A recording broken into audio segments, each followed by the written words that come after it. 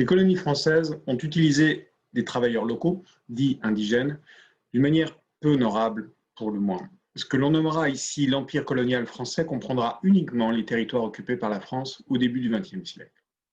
Il s'agit donc de considérer les terres de l'Afrique de l'Ouest avec, entre autres, l'Algérie, le Sénégal, le Gabon. Du côté de l'Asie, on retrouve surtout l'Indochine, les actuels Vietnam, Laos et Cambodge. Enfin, aux Amériques se trouvent entre autres les îles de Martinique et Guadeloupe, ainsi que la Guyane.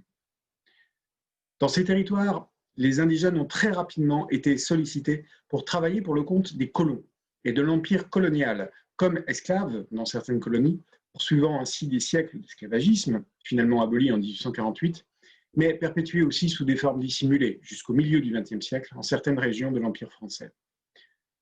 Pour autant, sans être esclaves, les indigènes des colonies étaient fort souvent considérés comme de la main-d'œuvre facile à utiliser, à très bon marché et exploitable à foison.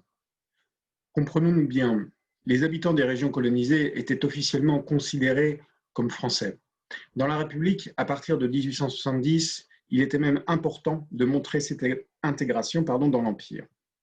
Mais dans les faits, la France trouvait des subterfuges, il faut bien le dire, racistes, pour reléguer les indigènes à un statut de citoyens de seconde zone, dans le meilleur des cas. Le concept de mission civilisatrice fut ainsi créé pour justifier le traitement infantilisant des personnes originaires des colonies, mettant ainsi clairement l'homme blanc au-dessus des colonisés de couleur, devant leur donner une instruction leur permettant à terme de devenir civilisés. La réalité derrière ce prétexte, auquel certains croyaient pourtant fermement, permettait surtout de justifier les traitements cruels et parfois inhumains pratiqués sur les colonisés mis au travail pour le compte de la France.